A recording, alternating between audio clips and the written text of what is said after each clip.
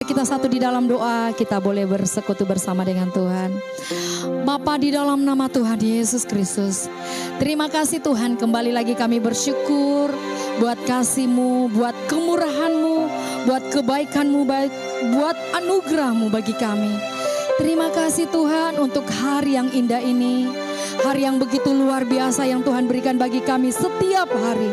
Tuhan berikan bagi kami begitu indah. Kami boleh bersama-sama dengan Tuhan hari ini untuk memuji dan menyembah Tuhan dengan satu tujuan, untuk memuliakan nama Tuhan.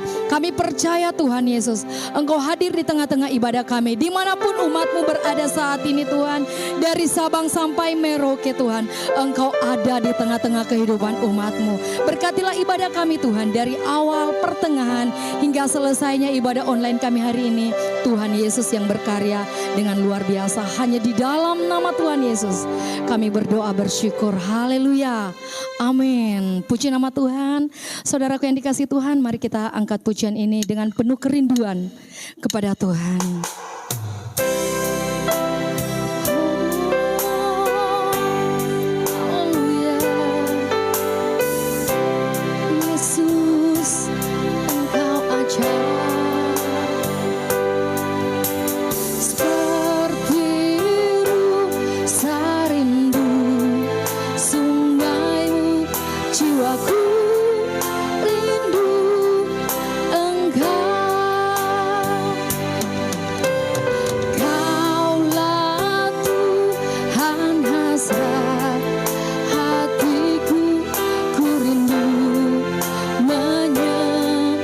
Sekali lagi katakan pujian ini, seperti rusa merindukan. Seperti rusa rindu sungai-Mu, jiwaku rindu Engkau. Kaulah Tuhan hasrat hatiku, ku rindu katakan Engkau kekuatan. Engkau kekuatan yang perisaiku, kepadamu rohku berserah. Amin. Kaulah Tuhan hasrat hatiku, ku rindu menyembah-Mu. Mari kita sama berseru katakan, Yesus, Yesus, Kau berarti bagiku. Oh Yesus, Yesus, Kau segalanya. Saudara yang merindukan Tuhan, mari berseru katakan, Yesus,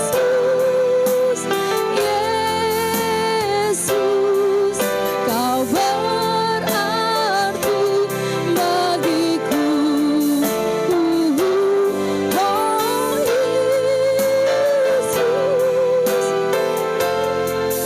Yesus, Kau segalanya bagi. Saudara yang merindukan Tuhan, berseru sekali lagi, Yesus, Yesus, Kau berarti bagiku. Oh Yesus, Yesus, Kau segalanya bagiku.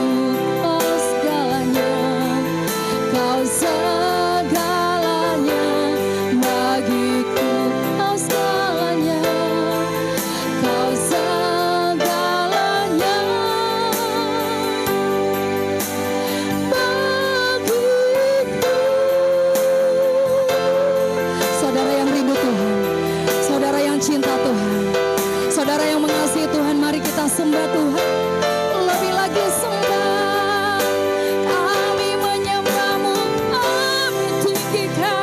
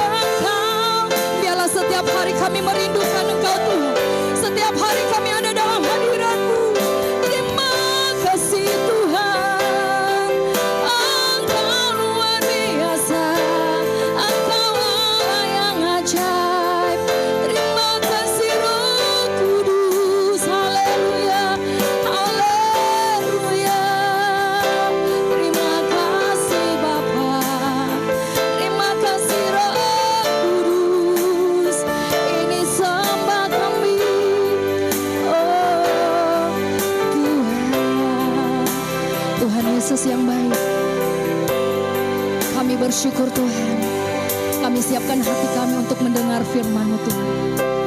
Kami percaya firman-Mu menguatkan kami, firman-Mu mengubahkan kami, firman-Mu memulihkan kami Tuhan. Sekalipun musim akan berlalu, tetapi kasih Tuhan tidak akan pernah terlambat datang dalam hidup kami. Terima kasih Tuhan. Bahkan Tuhan tidak pernah terlambat untuk menolong kami. Kami percaya Tuhan, Kau dahsyat, Kau luar biasa bagi kami. Musim akan selalu berganti, kasih Tuhan tetap abadi, tak akan berubah sampai selamanya. Ku tetap percaya, oh Tuhan, kin Tuhan memberkati. Amin, amin. Ku yakin Tuhan melindungi, amin. Burung di udara Tuhan pelihara, karena kasih-Nya. Mari sama-sama katakan lebih lagi. Tuhan selalu menolongku, selalu menjagaku, sehelai rambutku tak akan terjatuh tanpa seizin-Mu ya Tuhan. Tuhan selalu menolongku, selalu menjagaku, Dia mengenyangkanku dan peliharaku seumur. Mari kita berseru, katakan bersama, haleluya. Tuhan selalu menolongku, selalu menjagaku, amin, amin. Sehelai di rambutku tak akan terjatuh tanpa seizin-Mu. Tuhan selalu menolongku, amin. Selalu menjagaku, Dia mengenyangkanku dan peliharaku seumur hidupku. Dia mengenyangkanku dan peliharaku seumur hidupku. Dia mengenyangkanku dan peliharaku seumur hidupku.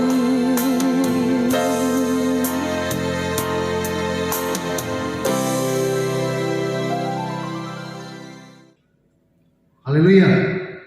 Shalom. Salam sejahtera bagi kita semua.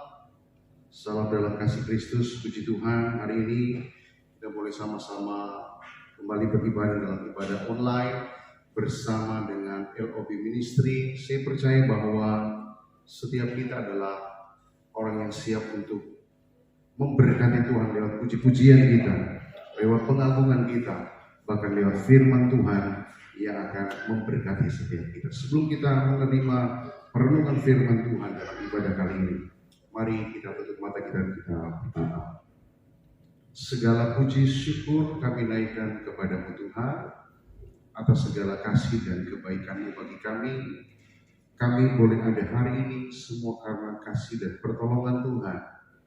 kami boleh beribadah dalam ibadah online bersama LOB Ministry, semua karena penyertaan Tuhan. Allah yang dahsyat dan luar biasa itu terus menyertai kami sampai hari ini, sehingga kami tetap kuat sehat dengan kehidupan yang ada. Kami mau pakai hidup ini terus memuliakan Tuhan, menyenangkan hati Tuhan. Kami akan menerima kebenaran firman-Mu, urapi hati dan pikiran kami, urapi hidup kami, urapi firman-Mu, urapi hamba-Mu, sehingga benar-benar firman Allah akan menjadi bahagia bagi kami semua hari ini. Terpujilah nama-Mu Tuhan. Kami sambut dan terima kebenaran firman Allah di dalam nama Tuhan Yesus, Tuhan dan Juru Selamat kami. Haleluya. Amin. Puji Tuhan. Saudara yang diberkati Tuhan, kita akan mengawali pembacaan firman Allah dalam kesempatan kali ini. Kita awali dari kitab Yesaya pasalnya yang ke-46. Yesaya pasalnya yang ke-46. Kita akan baca ayatnya yang ke-4. Yesaya pasal 46 ayat yang ke-4. Demikian firman Tuhan. Sampai masa tuamu aku tetap diam, dan sampai masa putih rambutmu aku menggendong kamu. Aku telah melakukannya dan mau menanggung kamu terus. Aku mau memikul kamu dan menyelamatkan kamu. Haleluya. Saudara yang kasih dalam Tuhan, ini merupakan sebuah pernyataan Allah melalui Nabi Yesaya kepada bangsa Israel yang saat itu ada dalam pembuangan di Babel, dan memberi mereka kekuatan akan janji firman Tuhan. Bagi kita pun yang membaca dan mendengarkan firman Allah hari ini, berkat firman Allah ini menjadi bahagian kita, bahwa sampai masa tua kita, Dia tetap sama, yang akan terus menggendong, menanggung dan menyertai, bahkan menyelamatkan hidup kita. Satu hal yang wajar dan umum dilakukan oleh orang tua kepada anak-anak untuk menggendong anaknya. Jadi soal menggendong itu adalah sebuah hal yang umum dalam kehidupan keluarga, ketika ayah atau ibu menggendong anaknya. Ketika anaknya dari masa kecil, ketika dia lelah bermain, dia minta gendong. Ketika dia dalam keadaan sakit, biasanya anak-anak suka untuk digendong. Atau ketika dia merasa rindu karena sekian lama tidak berjumpa, lalu kemudian kita berjumpa, maka anak kita selalu minta untuk digendong. Jadi ketika kita menggendong anak kita, itu menjadi sebuah hal yang umum dan biasa kita lakukan. Namun ketika dia mulai bertumbuh sehat dan menjadi dewasa, maka menggendong ini tentu menjadi sebuah hal yang mulai dikurangi, atau anak tidak lagi menuntut kita untuk digendong ketika dia sudah mulai bertumbuh dewasa. Tetapi firman Allah yang kita dengarkan atau kita baca hari ini berkata bahwa sampai masa tua kita, Allah akan selalu menggendong. Haleluya. Jadi bukan cuma waktu kita anak-anak, kita remaja, kita muda, bahkan firman Allah berkata sampai masa putih rambut. Kata sampai di sini adalah sesuatu yang menyatakan bahwa perlakuan itu terjadi terus menerus sampai masa tua. Kata firman Allah, Dia akan selalu menggendong kita. Puji Tuhan. Tentu ini menjadi sebuah hal yang menguatkan kita.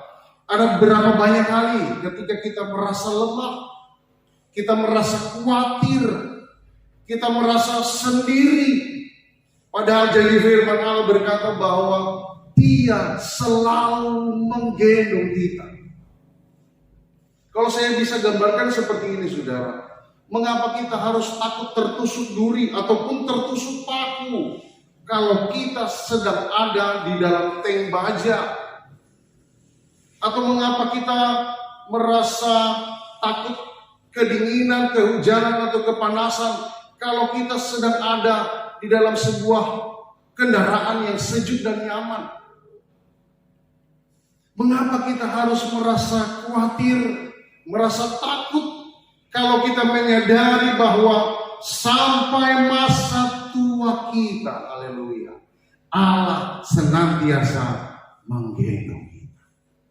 Jadi ini merupakan satu hal yang luar biasa, saudara. Kalau kita orang tua, kita tidak mungkin lagi menggendong anak kita kalau mereka sudah bertumbuh dewasa. Tetapi jadi firman Allah sampai masa putih rambut, Dia Allah yang tetap sama, yang menggendong kita kemarin, hari ini, besok, bahkan sampai selama-lamanya. Allah juga yang akan terus menggendong kita di tahun 2022. Tetapi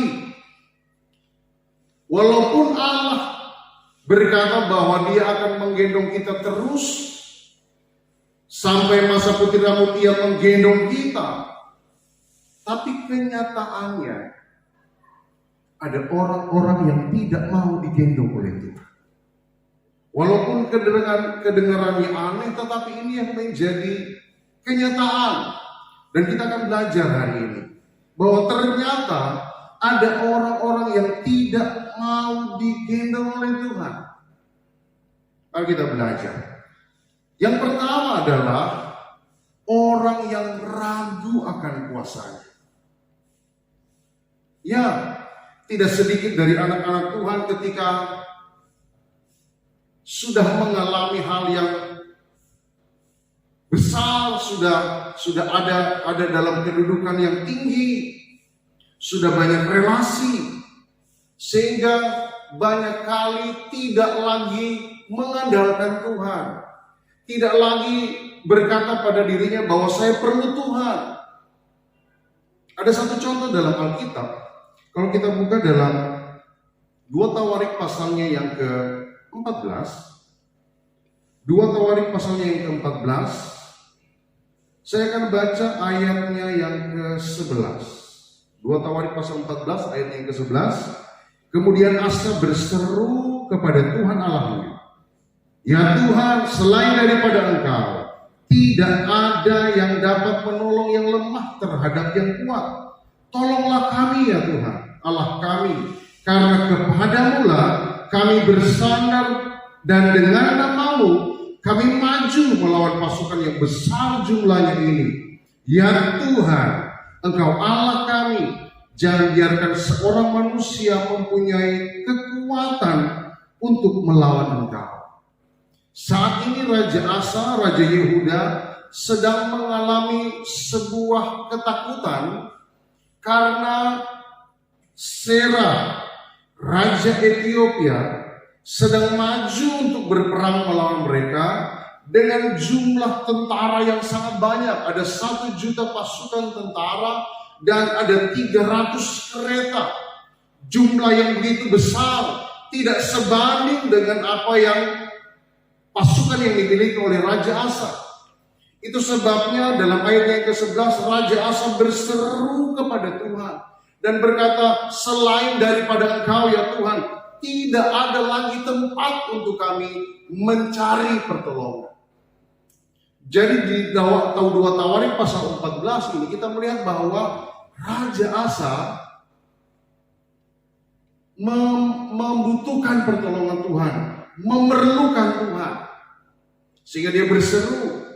Dan kalau kita baca seterusnya, ya memang Raja Asa mengalami kemenangan karena penyertaan Tuhan, mengalahkan 1 juta pasukan dari Serah, Raja Ethiopia itu. Dan mereka meraih kemenangan. Tetapi kemudian di pasalnya yang ke-16, 2 Tawarik pasal 16 ayat 7. Pada waktu itu datanglah Hanani pelihat itu kepada Asa Raja Yehuda. Katanya kepadanya, karena engkau bersandar kepada Raja Aram dan tidak bersandar kepada Tuhan Allahmu, oleh karena itu terluputlah tentara Raja Aram dari tanganmu. Bukankah tentara orang Ethiopia dan Libya besar jumlahnya, kereta dan orang berkudanya sangat banyak, namun Tuhan telah menyerahkan mereka ke dalam tanganmu, karena engkau bersandar kepadanya. Karena mata Tuhan, ayat yang ke-9, menjelajah seluruh bumi untuk melimpahkan kekuatannya kepada mereka yang bersungguh hati terhadap Dia. Dalam hal ini engkau telah berlaku bodoh. Oleh sebab itu mulai sekarang ini engkau akan mengalami peperangan. Ternyata setelah Raja Asa menang atas Raja Ethiopia, dia merasa bahwa dirinya ternyata kuat. Lalu kemudian dia membangun hubungan antara Raja Asa dengan Raja Aram bin Hadad. Mereka mengadakan perjanjian bahwa mereka akan bersama-sama menghadapi Baesa Raja Israel. Dia merasa bahwa dengan persekutuan, dengan bantuan Raja Aram, maka mereka akan menjadi pasukan yang tidak lagi akan terkalahkan. Jadi di sini kita melihat Raja Asa yang tadinya mengandalkan kekuatan Tuhan, namun ternyata akhirnya menjadi orang yang lebih mengandalkan kekuatannya sendiri. Tanpa Tuhan saya bisa kok. Tidak sedikit dari umat-umat Tuhan ketika sudah ada di posisi di atas, sudah mengalami pertolongan Tuhan, ditolong Tuhan, diberkati Tuhan, tidak sedikit dari mereka yang akhirnya melupakan bahwa semua yang mereka alami adalah karena penyertaan Tuhan. Merasa pongah, merasa kuat, sehingga tidak lagi membutuhkan Tuhan, seperti tidak lagi memerlukan Tuhan. Contohnya saudara, mengabaikan dan melalaikan soal ibadah. Karena apa? Kesibukan pekerjaan. Karena ada tanda tangan yang harus ada kontrak yang harus ditandatangan, kebetulan bertepatan dengan hari ibadah, maka hal itu lebih diutamakan. Saudara yang kekasih dalam Tuhan, banyak orang yang mengabaikan dan melalaikan soal ibadah, mengandalkan Tuhan, lalu merasa kuat dan bersandar pada kekuatannya sendiri. Inilah yang terjadi, yang kita bisa lihat dari Raja Asa. Ketika dia sudah merasa bahwa dia mampu dan kuat, apalagi dia sudah membangun hubungan bilateral antara Yehuda dan Aram. Tetapi ternyata hal itu menjadi hal yang bodoh, kata firman Tuhan. Yang dia lakukan adalah satu hal yang bodoh. Karena apa? Lebih percaya kepada pertolongan manusia, berharap pada kekuatan manusia, dan tidak berharap pada kuasa dan pertolongan Tuhan. Jadi orang-orang seperti ini adalah orang yang tidak mau digendong Tuhan, ragu akan kuasa Tuhan, lebih percaya pada kekuatannya sendiri, lebih percaya pada orang-orang di sekelilingnya, lebih percaya pada relasinya, sehingga kadangkala melupakan Tuhan, tidak menyertakan Tuhan dalam sesuatu yang sedang dia kerjakan. Saudara yang kasih dalam Tuhan, jadi yang pertama, mengapa orang ini tidak mau digendong Tuhan? Yang pertama karena ragu akan kekuatan Tuhan, tidak lagi percaya pada kekuatan Tuhan, lebih mengutamakan atau lebih mengandalkan kekuatannya sendiri. Yang kedua, mengapa orang tidak mau digendong Tuhan? Yang kedua, soal percaya dan taat. Begini, kalau kita digendong, itu berarti kemanapun orang yang menggendong kita membawa kita, ke arah mana dia membawa kita, maka kita harus ikut.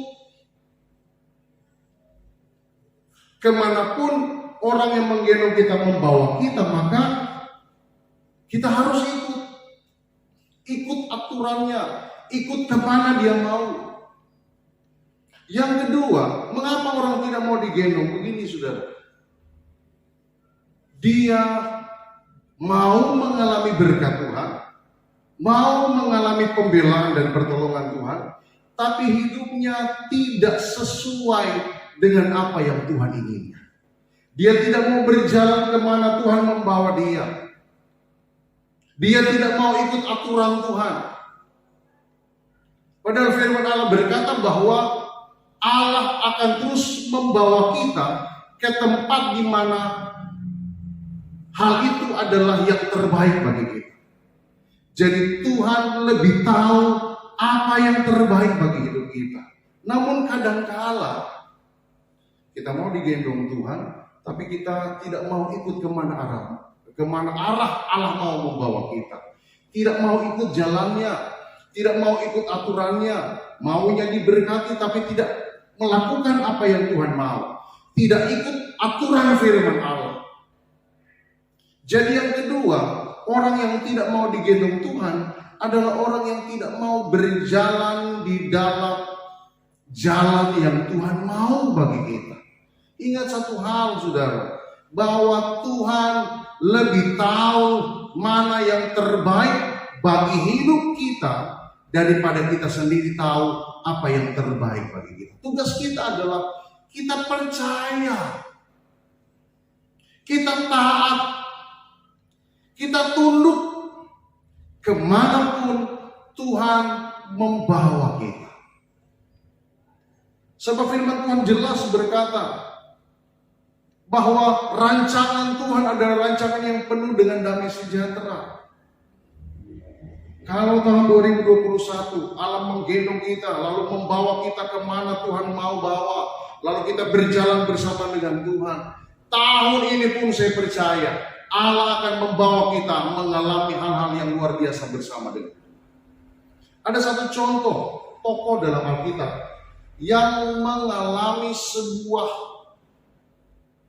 penyertaan Tuhan yang luar biasa. Sekalipun Allah harus membawa dia mengalami hal yang begitu sangat menderita. Mengalami sebuah pengalaman yang begitu sukar. Dia adalah Ayub. Seorang yang kata firman Tuhan, seorang yang hidup saleh, jujur, takut akan Tuhan, menjauhi kejahatan, bahkan setiap hari dia mempersembahkan korban penebus salah. Seorang yang hidup taat. Lalu kemudian dia mengalami sebuah hal yang sangat orang tidak mau alami. Sebuah penderitaan, bukan saja penderitaan secara jasmani, seluruh hartanya hilang, seluruh hewan ternaknya dirampas dan dicuri orang. Dia menjadi orang yang jatuh miskin dari seorang yang sangat kaya, sehingga dikatakan dia adalah orang yang sangat kaya di daerah timur. Dari orang yang sangat kaya kemudian menjadi orang yang sangat miskin, sehingga dia harus duduk di atas ribu tanah. Penderitaan secara jiwa, saudara. Bagaimana dia harus menghadapi, dia kehilangan serentak 10 orang keluarganya, 10 anaknya. Dipanggil Tuhan, meninggal. Lalu kemudian secara rohani, di mana seorang yang harusnya menjadi penolong, istrinya ketika mengalami penderitaan, yang melihat penderitaan Ayub yang begitu luar biasa, dia berkata kepada Ayub, apalagi yang kau tunggu? Kutukilah Allahmu dan matilah. Suatu hal yang begitu membuat Ayub mengalami penderitaan. Tetapi di sini kita belajar bahwa Ayub percaya akan kuasa Tuhan. Ayub mau digendong Tuhan kemanapun arah Tuhan membawa Ayub. Kalau saya baca dalam Ayub pasalnya yang ke-23, Ayub pasal 23 ayatnya yang ke-10.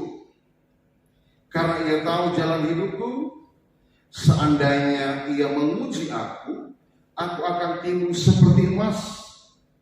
Kakiku tetap mengikut jejaknya. Aku menuruti jalannya dan tidak menyimpang. Perintah dari bibirnya tidak kulanggar. Dalam sanubariku kusimpan ucapan mulutnya. Luar biasa saudara. Ayub tidak ragu akan kekuatan Tuhan. Ayub percaya dan tunduk kemanapun Tuhan membawa Ayub.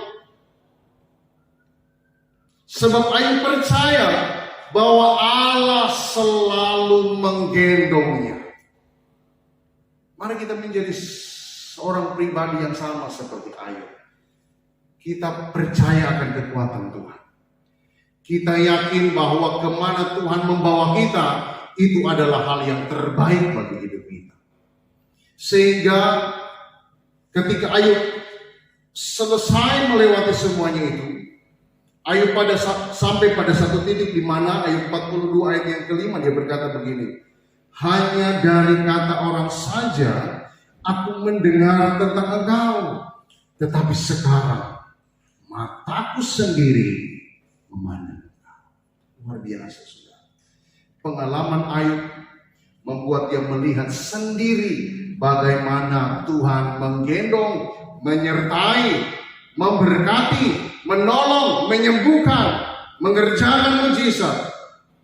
Dan Allah yang sama yang menyertai Ayub, yang menggendong Ayub adalah Allah yang sama yang akan menyertai hidup kita. Kemarin, hari ini, besok, sampai selama-lamanya. Haleluya. Karena itu saya percaya bahwa bagi kita, mari kita tetap tinggal dalam gendongan Tuhan. Kemanapun Tuhan bawa, saya percaya akan kekuatan Tuhan. Kemanapun Tuhan bawa untuk mengalami pengalaman-pengalaman luar biasa, saya tetap percaya, saya tidak ragu akan kekuatan dan kuasa Tuhan yang tidak pernah berubah, dulu, sekarang, sampai selama-lamanya. Puji Tuhan. Demikian firman Tuhan. Mari kita berdoa. Segala puji syukur kami naikkan kepada-Mu Tuhan atas segala kebaikan, atas segala penyertaan, atas segala pemeliharaan. Kami yakin hidup kami ada dalam gendongan Tuhan. Terus menerus menggendong kami. Kemarin Tuhan gendong, hari ini Tuhan menggendong.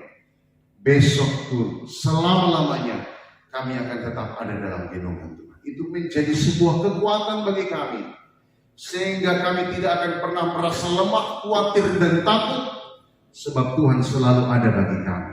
Di segala musim hidup kami. Dan kuasa-Mu tidak pernah berubah. Kuasa yang sama, yang memberkati Ayub, yang memberi kekuatan dan kebenaran bagi Ayub. Kuasa yang sama akan menyertai kami sekarang sampai selama-lamanya. Hamba-Mu berhenti menyampaikan firman Allah dengan keterbatasan hamba-Mu. Tapi kami percaya, hamba-Mu percaya Roh Kudus akan terus membaharui firman Allah yang kami dengar. Sehingga firman akan menjadi rema, bukan saja menjadi logos, tetapi rema yang akan memulihkan kami, menguatkan kami, mengubahkan kami, menjadikan kami pribadi yang sesuai dengan kehendak Tuhan. Terpujilah nama-Mu Tuhan, berkati LOB Ministry yang terus melayani Tuhan lewat karya, lewat pelayanan-pelayanan yang Tuhan percayakan. Kami percaya bahwa LOB Ministry akan terus dipakai, diurapi, dan diberkati oleh Tuhan. Bahkan semua pemirsa yang mendengarkan siaran khotbah, renungan dalam ibadah online kami hari ini, semua kami ditolong dan diberkati oleh Tuhan. Terima kasih banyak Bapa di sorga. Kami bersyukur untuk firman-Mu bagi kami. Kami percaya kami terus ada di dalam gendongan Tuhan sekarang sampai selama-lamanya. Dalam nama Tuhan Yesus kami bersyukur dan berdoa. Haleluya. Amin. Puji Tuhan. Tuhan Yesus memberkati kita semua. Shalom.